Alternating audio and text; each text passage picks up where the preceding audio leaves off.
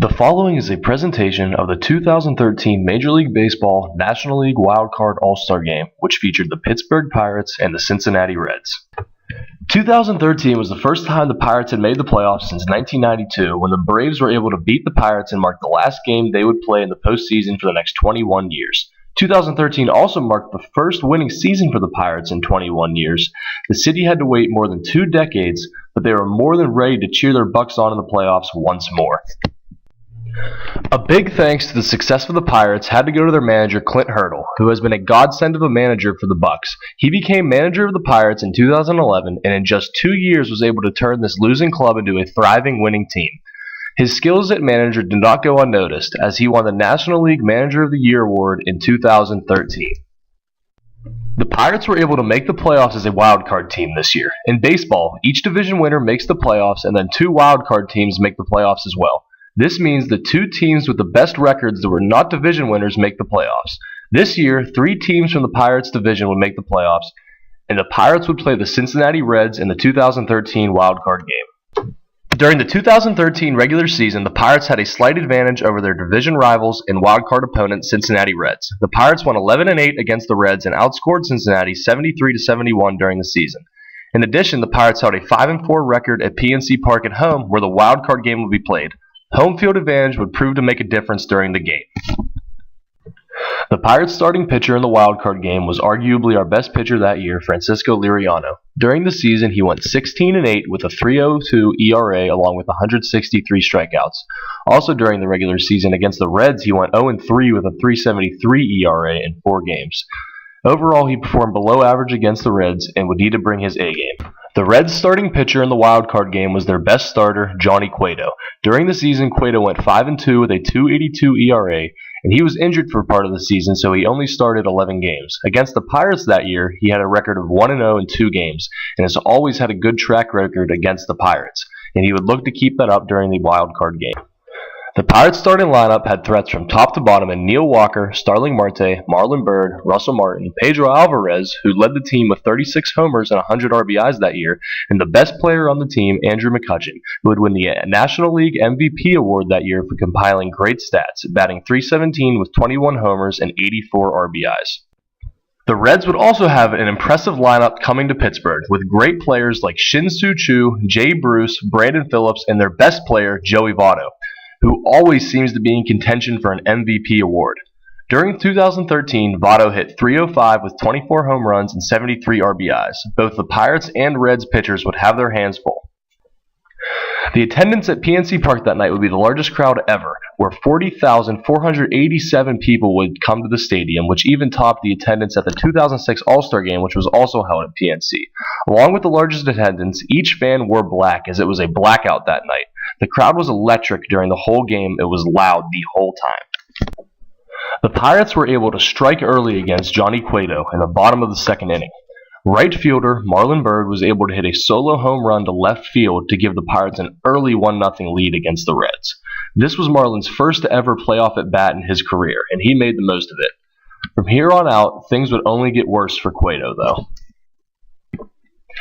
Later in the bottom of the 2nd inning, the crowd started to chant, "Cueto, Cueto," which must have routed him because he dropped the ball while on the mound. Then served up a towering home run to Russell Martin, where the Pirates took a 2-0 lead over the Reds. The crowd would only get louder until Cueto's night was over later on in the game. In the bottom of the 3rd inning, the Pirates would take advantage of their opportunities to score again. Pedro Alvarez would hit a sacrifice fly to center fielder Shin-Soo Choo, who was not able to throw Andrew McCutchen out, who would score on that play to give the Pirates a 3-0 lead. Francisco Liriano was cruising for the Pirates, while Cueto could not seem to figure it out for the Reds. In the top of the 4th inning, the Reds were finally able to get on the board when Jay Bruce was able to get a single off of Francisco Liriano to left field, which allowed Shin-Soo Choo to score to make the game 3-1 with the Pirates still winning. Liriano would continue to pitch strong against the Reds, however, and he would not make it easy for the Reds to try and make a comeback. Johnny Cueto's night was over rather early, as he was replaced in just the 4th inning by Reds pitcher Sean Marshall. Marshall would not fare so well either, though, as in the bottom of the 4th he gave up a double to Neil Walker, which allowed Starling Marte to score to make it a 4-1 lead in favor of the Pirates. Marshall's night would soon be quickly over as well.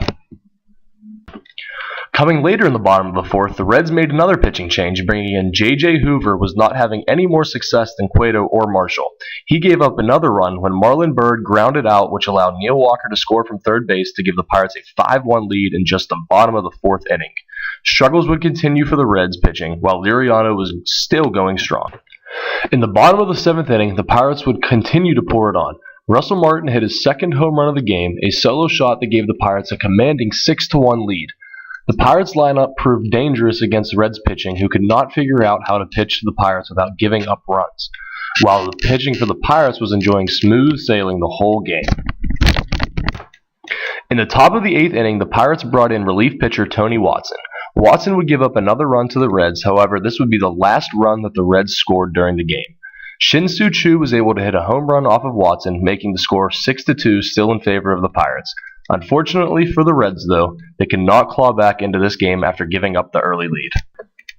In the top of the ninth inning, the Pirates brought in closer Jason Grilli, who was able to shut the door on the Reds and give the Pirates their first playoff win since 1992 at the first playoff game held in Pittsburgh in 7,760 days, also dating back to 92. The Pirates would now move on to the National League Division Series against the St. Louis Cardinals. One of the biggest reasons the Pirates won that game was thanks to starting pitcher Francisco Liriano, who was dominant over the Reds. Liriano went 7 innings, giving up just 4 hits, a walk, 1 earned run, and striking out 5. He was able to shut down the 2 best hitters on the Reds, Joey Votto and Brandon Phillips, both going a combined 0 for 8, not hitting the ball out of the infield. Even though the Pirates would eventually lose in the division series against the Cardinals, they still had a lot to be proud of, making the playoffs for the first time in 21 years and moving on to the next round. The fans in Pittsburgh were ecstatic, and I believe that year really revitalized baseball in Pittsburgh, as over the last 2 seasons, attendance numbers have climbed and the Bucks keep gaining support as well as winning. Thank you for watching, and I hope you enjoyed the presentation. Images shown during the presentation were acquired from the following: